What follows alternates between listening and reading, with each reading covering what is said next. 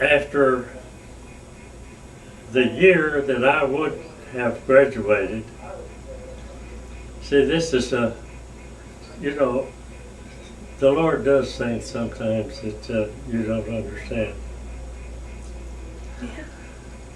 That year, see, Mother and Dad always raised tomato plants for sale. They had a big thing, big as this floor is in here, that was full of tomato plants. And they come up just like your fingers, you know. So, and that part was part of our livelihood. We needed the money and they needed the tomato plants. You see, that was the last day of school that I took a bunch of, I think I took about 3,000 plants with me when I went to school that day. And I was supposed to take them to the mailbox and send them to Kemner, to the grocery store, and he'd sell them to whoever wanted to buy tomato plants, you know. So, and that was the last day of school, and I was taking a test, and I hadn't finished it. And I told the teacher that W has mentioned a couple of times about, well, no, that's we've got that. He wants to know more about, mentioned a couple of times about, well, no, that's we've got that. He wants to know more about their grandmother, so mother's mother and dad. What do you remember about your time in South Norfolk? And also anything you want to talk about, your memories growing up, your brothers and sisters, the war, the family, your faith, anything and everything. So if you did a little on that, just kind of, that'd be a direction to go, and then y'all can just we just get that done, and then that might pop up occasionally again, but just like, I mean, I think you could. well, she had said that, you know, that her dad, you know, was a Christian, and that he was always doing something. He always wanted a nickel to buy something for her. Her dad? Yeah. Mm-hmm. Was she spoiled? And just think, a nickel. Mm-hmm. And when he was out on sales trips, see, we don't have the kind of people doing work that he did when in his last years. What was his job? He was an outside salesman for a furniture store. Mm-hmm. He went from house to house. Mm-hmm. Well, that's And service. And there was a black fellow that caught him when he was down in a kind of a wooded area, and told him to drive over there, you know, Mm-hmm. and he was going to rob him. Mm. And when his dad found out what he wanted, he says, "I could have gave you this quarter over there." Did he give it to him? And he gave him the quarter, and the guy just threw it as far as he could throw it. He thought he had more than that. He was looking for money. Mm-hmm. But he never carried money. Mm-hmm. To see, if he's made a sale, it was finished in the office. Right. So the money never got out of the office. Right. Well, This didn't hurt him. Well, Lost it his didn't hurt quarter. him. It didn't. And it didn't hurt his horse. Mm-hmm. But that was the horse and buggy days too. That's true. You told me a really good story off camera yesterday about your wife getting saved. Do you want to retell that? Oh, yeah, I will. When I went to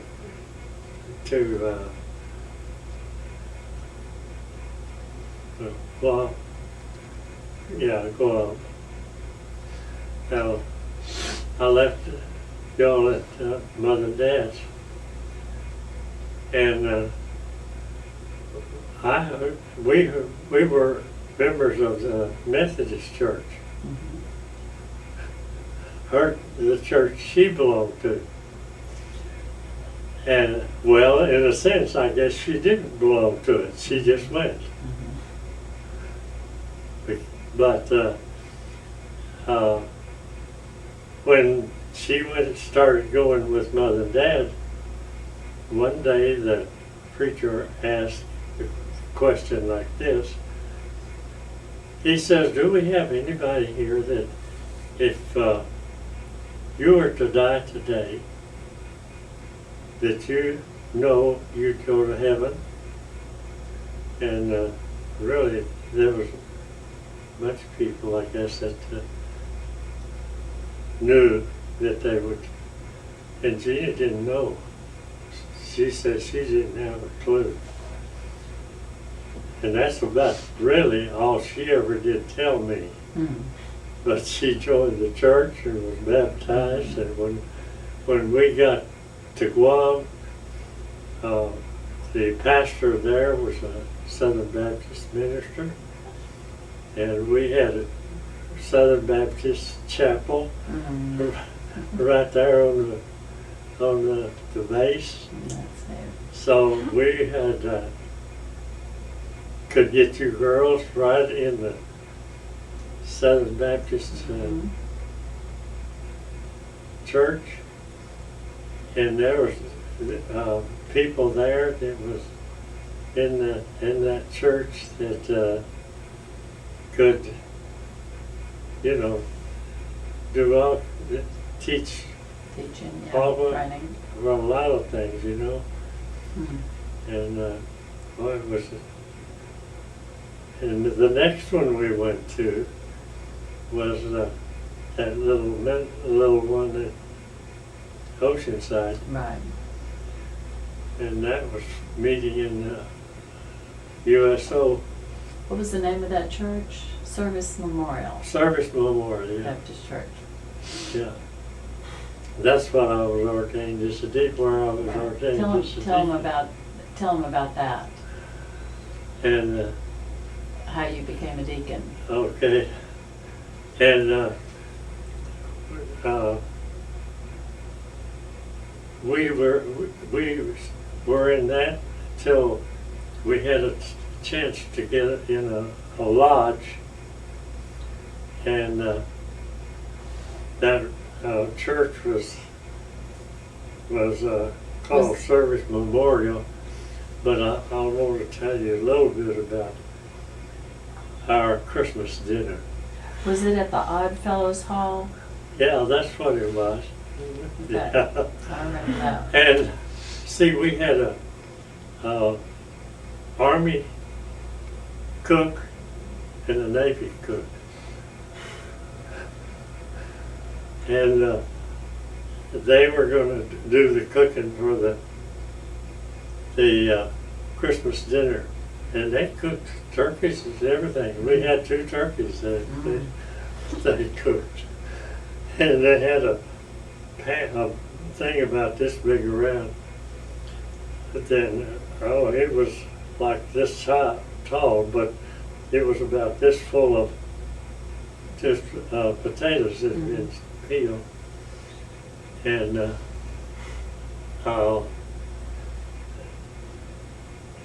one of them had checked the potatoes, you know, and then they got busy and doing everything else. And when he went back over there and he checked the potatoes, he took a spoon and went down like this. And mush. It was just mush. He said, we intended to have baked potatoes, Mash. you know, but says, now we're going to have mashed potatoes. And they poured water off till but they used that water for something else. They never wasted anything. That's new. Well, there was something about pickle juice. Oh, that, I can't remember. They put pickle juice in something. Do you remember? it seems to me like they were baking, they were boiling some beans. And when they just poured that juice that was in the, it is a, Does that sound awful? Yeah. it was at least a half of a Jar. you know, those tall jars. I know. It was probably a gallon of Pickle juice. pickle juice, you know. It couldn't have been in the dressing. Oh, it was in the dressing. Okay. That's what it Okay. was. Oh. But they had cornbread and biscuits and Pickle and juice. light bread and everything in that dressing. I can't imagine, but I guess it was okay. I was up there with them, you know. Yeah. Did a lot of servicemen come to that dinner? Oh, yeah, we had quite a few. And ones that went over to the USO, you know. So they were quite a few. But we didn't really have very many members of the church. But is that about run out? No, you're good. And but when the pastor came by the house one day, and he just get out of his car. He just says, "Come around, sit down a minute. I want to talk to you." So I went around and sat in his front seat with him, and he told me that they were thinking about ordaining me as a deacon in the church, but he says, I never have ordained a person as a deacon that smokes cigarettes. So that tells you I was a smoker one time, see? And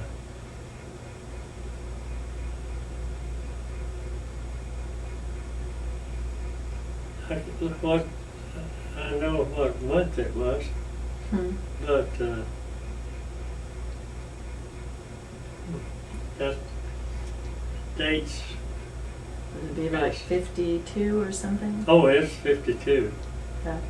I know it's 52. And because we went from there, and then they started building over in, I can't call the name of the town. But we built a church over there. Okay. Well, finish the deacon story. And, well, and he told me that, when he told me that he never ordained a man that smoked cigarettes, I told him, I said, well, if it's the Lord's will for me to be a deacon, I won't have any trouble quitting.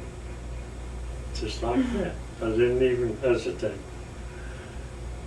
And How long would you think you'd smoked? that probably 15 or so years, something like that. But anyway, when we went into